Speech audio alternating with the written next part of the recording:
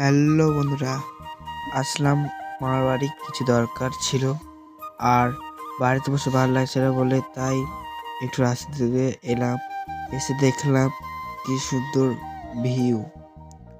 দুদিন ধরে বৃষ্টি হচ্ছে আর আজকে রোদ দিয়েছে। আর রাস্তার দুই ধারে কি সুন্দর ভিউ।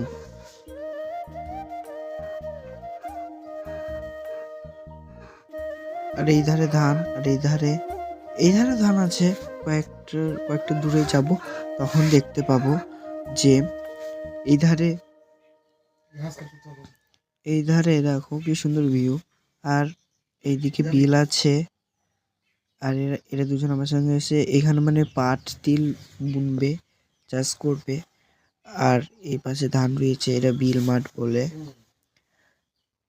এটা বিল মাঠ।